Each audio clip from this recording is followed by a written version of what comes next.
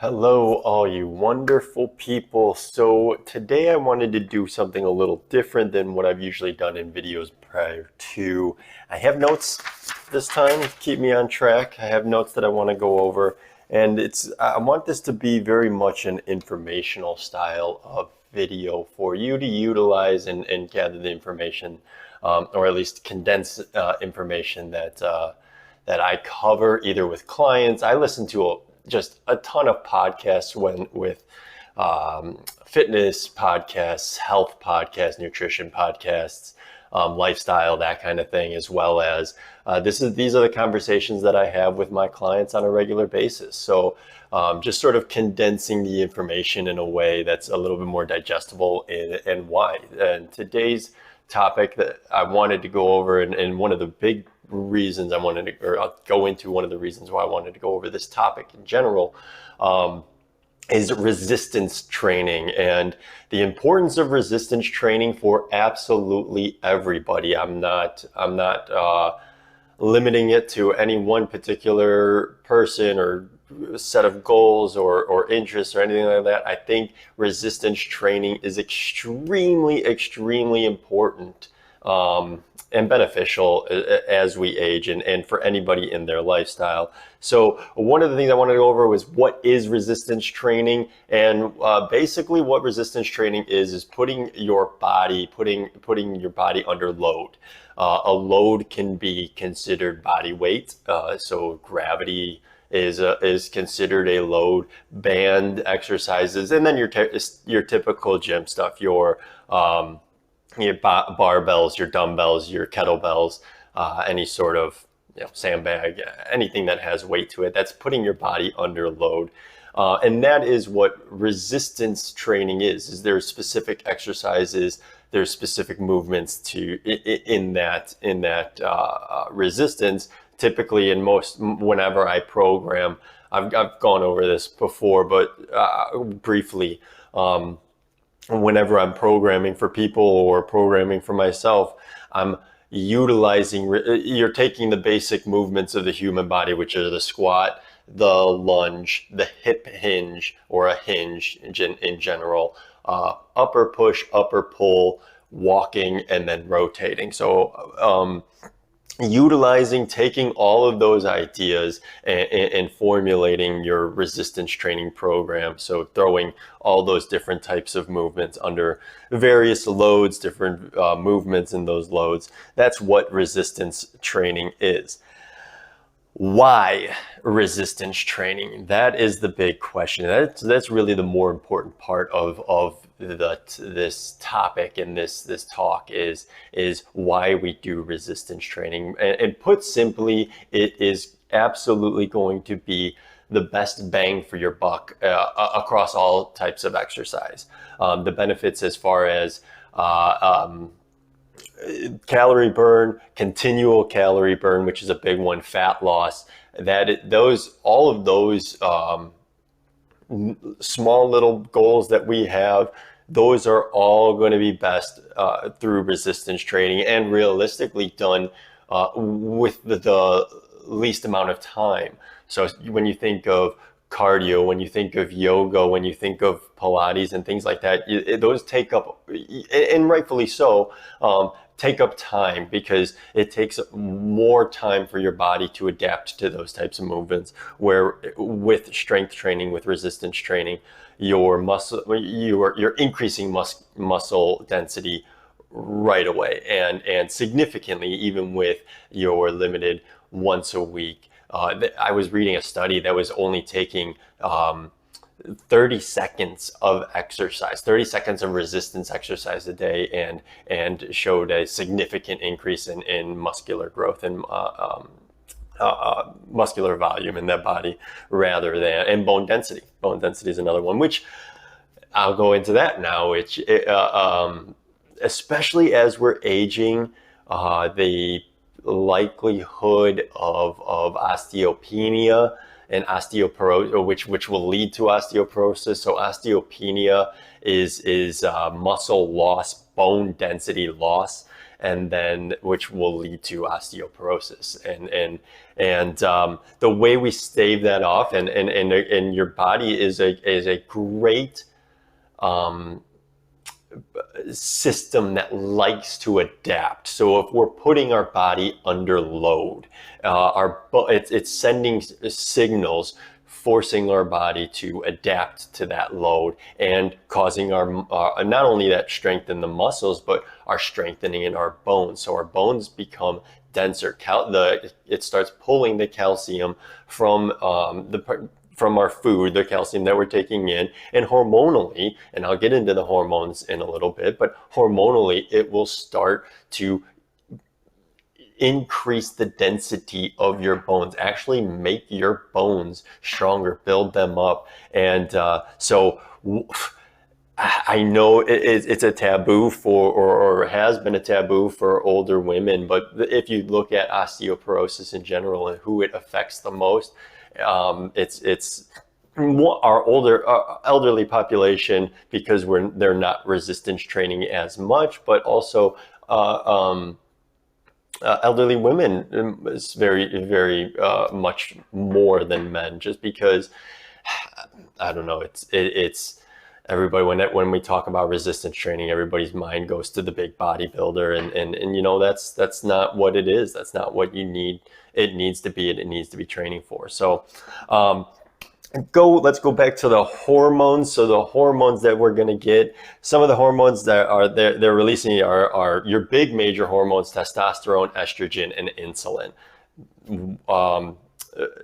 Both genders have varying amounts of the different hormones, but men obviously have a much higher levels of testosterone, but low levels of estrogen, and women have higher levels of estrogen and lower levels of testosterone, but both are necessary and needed in the human body, and in each. And those hormones we're regulating are our cells, our tissue, our actual muscle function, and our organ function. So building up our resistance, practicing that is also causing our hormones and body to adapt and release those hormones more often, and causing our body to continue, the organ functions to continue to regulate. I was looking at this study, and this, I'm sorry, this is going back to the bone density one, but from a hormonal standpoint, it makes sense too. But they took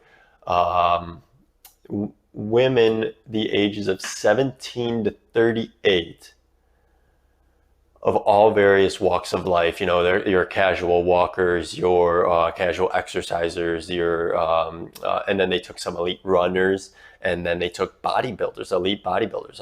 I don't know if I shouldn't say elite. They said bodybuilders, and they took women from all of those, and the ones who had thicker bone density and more resilience to injury were the ones who were in the bodybuilding. And even among the ones who were cardiovascular strong and had many miles on their body. And I'll get into a rant on cardio and why endless cardio is such a bad thing to be doing if some of your goals are fat loss and calorie burning.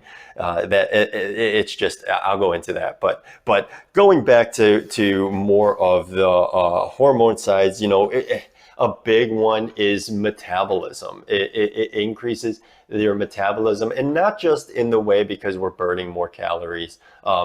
If you take the actual different types of tissue, muscular tissue is a fuel burning tissue. Fat tissue is a storage tissue. So you're not when you have more fat on your body, or I should say, when you increase your muscle mass on your body, when you increase the resistance training, you increase your muscle mass on your body, you're increasing your metabolism, because your body is needing to fuel that that body more. It's needing to fuel those muscles so the muscles are continually burning.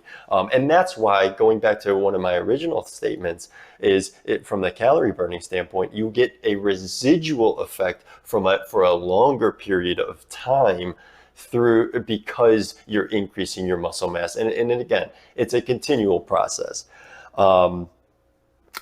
Hormones, oh, good one. I mean, if we want to talk about energy levels, having more muscle on your body, you are increasing your energy, having more ability, because you have the muscle on your body. And when I say ability, I mean being able to tackle life's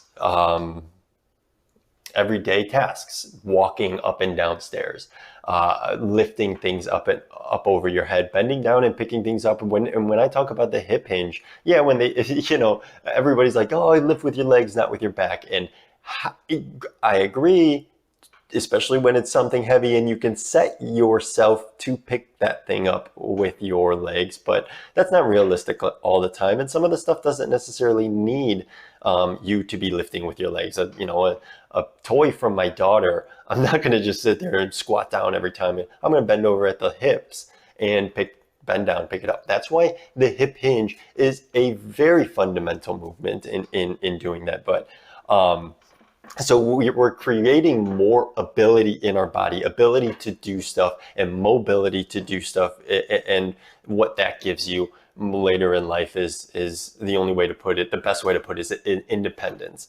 And independence is so very important. We take it for granted. And I don't mean, any philosophical terms. I mean physical independence from needing other people to do things for you because you physically can't yourself. Having the ability, like strength training, practicing getting down on the ground, pushing yourself back up from the ground, and having the ability to do that, it alleviates fear if that time comes and you fall down and you're helpless on the ground and there's nothing you can do because you can't push yourself up. You can't get back up from the ground. So it gives you the ability, it gives you that freedom, it gives you that independence. That one. So there is that is one of the big benefits that I like about it, and that I'm going to continue to do throughout my life, because that is a major thing that I want in my life. Where to go from there? I do have a note in here, and going back to that original statement of best bang for your buck. Again, there are so many times, and I'm glad I have the home gym, but even if I didn't have the home gym, push-ups, squats, deadlifts, lunges, stuff like that I could do with my body, but getting the best bang for my buck. So I want to be fit. I want to be healthy. I don't have the time. I have 2 daughters. I have a business. My wife has another business. So between the 2 of us, we're running 2 businesses. It's I coach on the side. I do all this other stuff on the side. So it's very hard for me to sit there and say, I need to be doing something every day for an hour in order for me to be fit. Something every other day for an hour, 45 minutes for me to be fit. That's not realistic.